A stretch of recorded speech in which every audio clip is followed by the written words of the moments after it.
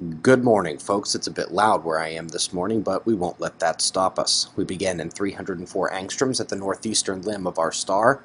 Today we've got planets, solar activity, a volcano, cool space news, and HelioViewer finally back at 100%. Let's begin with the planets as Mercury and Mars are coming in for heliocentric conjunction. We've eyed this time all month for the second solar uptick of January, so let's see how it's progressing.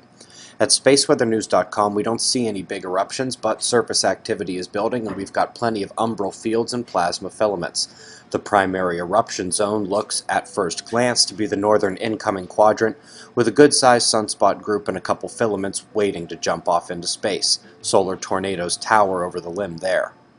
When we come to the X-ray flux, we don't see any big solar flares just yet, but the rise has certainly begun. You might remember the right side spots went quiet when facing Earth and the left side was active until it turned. Well, that flipped now and the Earth-facing spots on the left are calm while the flashes appear to the right.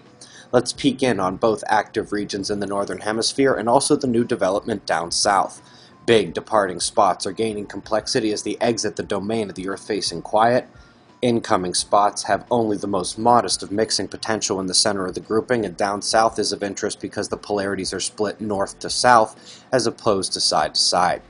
Not much going on in the solar wind. Density and speed are within normal range, and peeking in on the KP index, Earth's magnetic field is doing alright this morning. We're in a slight dip of the earthquake factors, but that equatorial dark opening will face Earth as the end of this coronal hole group, right as we expect heliospheric disruptions from those planetary alignments. So quakes could be jumping back up this weekend. Until then, it's just some news on a volcano they thought was asleep until just a few days ago.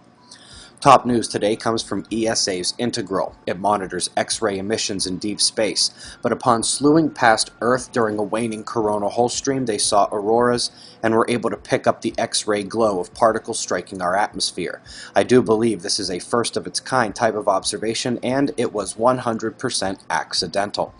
Website members at suspiciousobservers.org. If you haven't checked out your conference videos from Pittsburgh, now is the time. If anyone coming to Phoenix this weekend hasn't seen Magnetic Earth and how close we came, they are very necessary background bites. Of course, we have just today, tomorrow, and the waning morning hours of Saturday before doors open at the Black Canyon Conference Center for the observers.